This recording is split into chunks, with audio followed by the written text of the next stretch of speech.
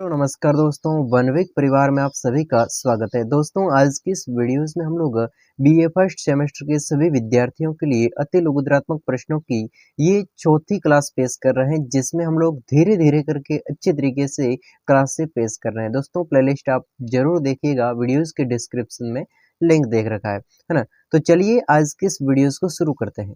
तो आइए दोस्तों, हमारा सबसे पहला सवाल रहेगा, एग्जाम इम्पोर्टेंट सवाल रहेगा, एग्जाम में पूछने लायक सवाल है। देखिए, मोहनजोदड़ो के विशाल स्नानागार का वर्णन कीजिए। स्नानागार किस प्रकार का मिला है हमें मोहनजोदड़ो से, उसका हमें वर्णन करना है। देखिए, उसकी लंबाई, चौड़ाई और गहराई को लिखना है और साथ ही साथ में उस पर अंदर जाने के लिए और बाहर निकलने के लिए किसका प्रयोग करते थे, इस प्रकार से। देखिए, इसका आंसर रहेगा मोहनजोदड़ो का विशाल स्नानागार 55 मीटर लंबा, उसकी लंबाई कितनी है 55 मीटर, 34 मीटर चौड़ाई, है ना। और साथ ही साथ में इसका जलाशय जो है वो 12 मीटर लंबा है। इसका जलाशय जो स्नानागार है उसका जलाशय है वो 12 मीटर लंबा है और 7.2 मीटर गहरा है, यानी कि ऊंडा है ना, गहराई है उसकी ज्यादा। इसमें उतरने के लिए सीढ़ियों का भी प्रयोग किया गया है और बाहर निकलने के भी सीढ़ियां काम में आई है।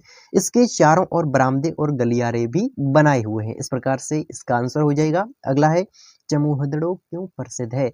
समुद्रों क्यों प्रसिद्ध है, एग्जाम इंपोर्टेंट सवाल बनता है। देखिए, ऐसे सवाल होते हैं जिसको छांटकर आप सभी के सामने पेश कर रहा हूं। देखिए, हड़प्पा सभ्यता से संबंधित यह स्थान समुद्रों से 80 मील दक्षिण में स्थित है। समुद्रों में मोहनजोदड़ो, हड़प्पा और कालीबंगा के समान दुर्ग नहीं है, यहाँ मन के बनाने के कारखाने का प्रमाण मिला है।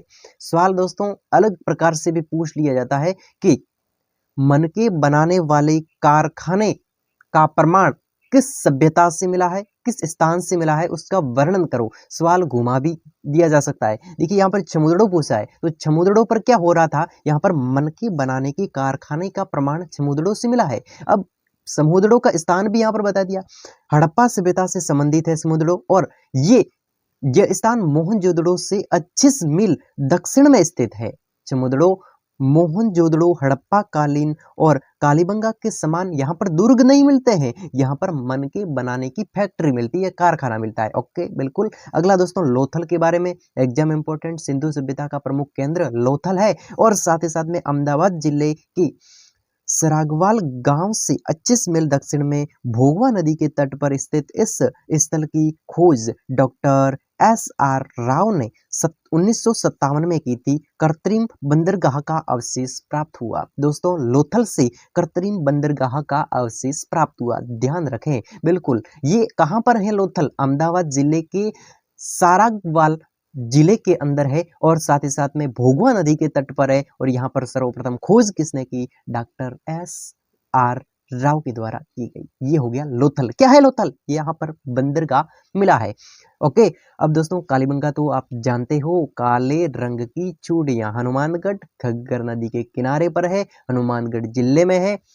कालीबंगा हड़प्पा सभ्यता का प्रमुख पूरा स्थल है। इसकी खोज अमलानंद घोष के द्वारा की गई थी और जुते हुए खेत के साक्ष्य भी मिले हैं। हड़प्पा सभ्यता के प्रमुख स्थलों के नाम बताइए। देखिए दोस्तों, इंपोर्टेंट सवाल है। हड़प्पा सभ्यता के कौन कौन से प्रमुख स्थल हैं, उनके नाम बताइए। देखिए, हड़प्पा, मोहनजोदड़ो, समुद्रों, लोथल, कालीबंगा, सुरकोटड़ा, कोटदीजी, बनवी, आलमगिरीपुर, रोपड़, सुर कांगेडोर, बालाकोट, यानी कि हाँ बालाकोट, बिल्कुल, ये उदयपुर के अंदर है। लोथल, चमोदड़ो, मोहनजोदड़ो, हड़प्पा, कालीबंगा, सुरकोटड़ा और कोट दीजिए। दोस्तों, वीडियोस को बार बार देखिए। ये दोस्तों हड़प्पा कालीन स्थल है, इसको आप जैसे कि वीडियोस को अगर आप रिवाइज करते रहते हो तो आपको दोस्तों बेनिफिट होगा खुद के लिए, है ना। तो चलिए, अगला दोस्तों सवाल बनता है, हड़प्पा सभ्यता का विनाश कैसे हुआ। हड़प्पा सभ्यता है ये, इसके अनेक स्थल है, हड़प्पा सभ्यता भी विस्तृत है। देखिए, मोहनजोदड़ो, समुद्रो, यानी कि हड़प्पा सभ्यता से ही संबंधित है। तो हड़प्पा सभ्यता यानी कि इन सारों का विनाश कैसे हुआ। देखिए, यहाँ पर अलग अलग मत बताए गए हैं। कोई कहता है कि जल प्लावन के कारण, यानी कि बाढ़ आ गई थी इसलिए सारा का सारा डूब गया, और कोई कहता है भूकंप आया था जिसकी वजह से ये भूकंप और बाढ़ की वजह से डूब गया, संक्रमण रोग हुआ था इसके कारण वहां का सब कुछ इलाका खत्म हो गया, कोई जीवित ही नहीं रहा। फिर आता है बाह्य आक्रमण के कारण, दूसरे लोगों के द्वारा, आक्रमणकारियों के कारण उन लोगों को मार दिया गया। अब देखिए सभ्यताओं के बारे में, धोलावीरा सभ्यता। देखिए धोलावीरा गुजरात के कच्छ जिले में स्थित है। हड़प्पा सभ्यता का चौथा विशालतम नगर है। धोलावीरा नगर 3 प्रमुख भागों में विभाजित था, जिसमें 2 भाग आयताकार दुर्गबंदी यानी कि दोस्तों प्राचीरों द्वारा सुरक्षित था, जिसकी खोज एस.आर. विष्ट ने की थी। धोलावीरा की खोज किसने की थी? एस.आर. विष्ट के द्वारा धोलावीरा सभ्यता की खोज की गई। धोलावीरा सभ्यता गुजरात के कच्छ जिले के अंदर हड़प्पा सभ्यता का चौथा विशालतम नगर है। देखिए सवाल ये भी बनता है, अगर आप कंपटीशन एग्जाम की तैयारी कर रहे हो तो सवाल पूछा जा सकता है कि हड़प्पा सभ्यता का चौथा विशालतम नगर कौन सा है? हड़प्पा सभ्यता का चौथा विशालतम नगर कौन सा है? धोलावीरा। कहां पर है? गुजरात में। किसने खोज की? तो ये आर.एस. विष्ट ने यहाँ पर खोज की 1990 से 91 के मध्य में। और यहाँ पर 2 भाग हैं इनके, आयताकार दुर्गबंदी से सुरक्षित है ना। 3 प्रमुख भागों में विभाजित था। कितने? धोलावीरा 3 प्रमुख भागों के अंदर विभाजित है। अब देखिए दोस्तों अगला इंपॉर्टेंट सवाल देखते हैं। देखिए दोस्तों वेदों को, अगला सवाल दोस्तों बनता है वो है वैदिक कालीन विदुषी नारियों के नाम बताइए। इंपॉर्टेंट सवाल है कि वैदिक काल में जो विदुषी नारियों का वर्णन मिलता है उन नारियों के नाम बताइए। देखिए घोषा, लोपा मुद्रा, विश्ववारा, अपाला आदि स्त्रियों का समाज में बहुत सम्मान था। बाल विवाह, सती प्रथा, प्रदा प्रथा आदि कुरीतियां प्रचलित नहीं थी।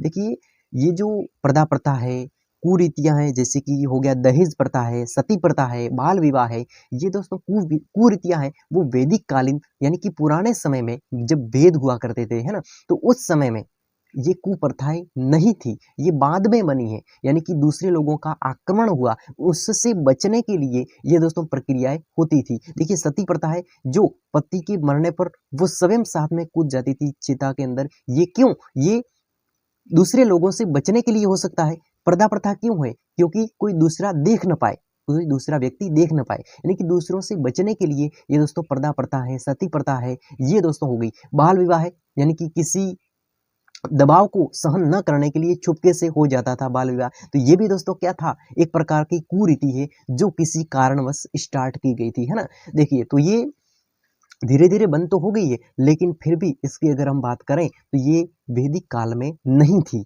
विदुषी नारियां थी, जिसका पुराने समय में आज जिस प्रकार सम्मान होता है नारियों का, उसी प्रकार से घोषा, लोपाद्रा, विश्ववारा, अपाला, इसका भी बहुत ही समाज में बहुत सम्मान था। ओके, तो ये है वैदिक कालीन विदुषी नारियां। इंपॉर्टेंट सवाल है। अगला दोस्तों है ऋग्वेद में उल्लेखित 5 जनों के नाम बताइए। 5 जन यानी कि 5 लोग। पहला है पुरु, यदु, तरवश्य, अनु और द्रुहिमु। द्रुहमु। सबसे पहला पुरु, यदु, तरवश्यु, पुरु, यदु, तरवश्य, पुरु, यदु, तरवश्य, अनु और द्रुहमु। द्रुहमु। इसके अतिरिक्त अन्य महत्वपूर्ण जन थे, जैसे कि व्रत है, सृज्य है, क्रीवी आदि जनों का उल्लेख भी ऋग्वेद में मिलता है। यानी दोस्तों ऋग्वेद के अंदर जो 5 जनों के नाम दे रखे हैं वो नाम आपसे यहाँ पर पूछा गया है। अब आइए दोस्तों हमारा अगला सवाल है वैदिक युग की 2 प्रमुख राजनीतिक संस्थाओं के नाम बताइए। वैदिक युग में राजनीति चलती थी, उन राजनीति संस्थाओं के नाम बताने। वैदिक युग में राजनीति संस्थाओं के नाम। सवाल को दोस्तों ध्यान से पढ़िए कि वैदिक युग यानी कि ऋग्वेद, यजुर्वेद, सामवेद और अथर्ववेद, इन चारों वेदों के समय जब इसकी रचना हुई, जब ये प्रचलित थे, जब उनका काल था, तो वैदिक युग हो गया, पुराना समय। उस समय 2 राजनीति संस्था, कांग्रेस और बीजेपी आप कह सकते हो, इस प्रकार से 2 राजनीति संस्था है कि नहीं। तो इस प्रकार से पुराने समय में भी एक अलग प्रकार की, अलग तरीके की राजनीतिक संस्थाएं हुआ करती थी, उनके नाम आपको पूछे जा रहे हैं। वैदिककालीन सभा और समिति के बारे में संक्षिप्त में वर्णन कीजिए, संक्षिप्त में लिखिए। देखिए सवाल किस प्रकार का है, दोनों सवाल सेम है, लेकिन पूछने का जो तरीका है वो इसने बदल दिया है। देखिए यहाँ पर राजनीतिक संस्थाओं को पूछ लिया और यहाँ पर वैदिक कालीन सभा और समिति क्या होती है, एक प्रकार की राजनीतिक सभा होती है। तो वही सवाल है, इसका सवाल का उत्तर तो सेम ही होगा, है ना। तो देखिए सवाल को समझे, दोनों सवाल सेम है। ओके, देखिए सभा सभी महत्वपूर्ण विषयों पर राजा को सलाह देती थी। देखिए कोई भी सभा जो होती है वो, आजकल तो मीटिंगें जो होती हैं, है ना, अलग अलग प्रकार की, अलग अलग क्षेत्रों के अंदर, अलग अलग विभागों के अंदर मीटिंगें होती हैं और वे मीटिंगें अपने अपने विभागों को क्या करती है, संभालती है, उसका मैनेजमेंट और उसकी सलाह वगैरह वो अलग अलग विभागों में डिवाइड हो गई, है ना। यानी कि मीटिंगें अलग अलग क्षेत्रों में अलग अलग हो रही है। लेकिन पहले समय में क्या होता था, एक ही राजा होता था, उसके नियंत्रण में कोई एक क्षेत्र होता था, यानी कि भाई 500 बीघा जमीन है जिस पर इस राजा का अधिकार है, तो उस राजा के अंडर में सारी की सारी मीटिंगें, सभाएं होती थी। तो देखिए सभा सभी महत्वपूर्ण विषयों पर राजा को सलाह देती थी। राजा है उस सभा का सभापति होता था और उसके सामने पूरी सभा बैठती थी, अलग अलग लोग बैठते थे, उसके सलाहकार बैठते थे और वे सलाह देते थे। और समिति राजा की शक्तियों पर अंकुश लगाती थी। जो भी समिति है वो राजा की शक्तियों पर अंकुश लगाती थी। लुडविंग ने सभा को बुजुर्गों की संस्था तथा समिति को प्रजा की संस्था बताया है। दोस्तों यहाँ पर लुडविंग नामक व्यक्ति ने सभा को बुजुर्गों की संस्था, जो भी सभा होती है उनको तो बुजुर्गों की संस्था, और जो समिति होती है उसको प्रजा की संस्था बताया है।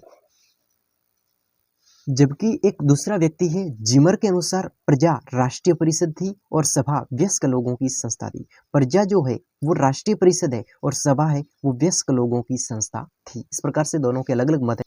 दोस्तों आज की इस वीडियोस को यहीं पर समाप्त करते हैं। देखिए आपके एग्जाम्स, जो भी आप अपने एग्जाम्स की तैयारी कर रहे हैं उनमें लगे रहिएगा। ये तो दोस्तों साइड में आपके लिए एक सेवा के रूप में वीडियोस पेश हुई है, तो वीडियोस को लाइक जरूर करें और हो सके तो अपना रिएक्शन कमेंट के माध्यम से रखें कि वास्तव में क्लास कैसी रही। मिलते हैं नेक्स्ट वीडियोज़ में, तब तक के लिए अपने दोस्त को अनुमति देवे।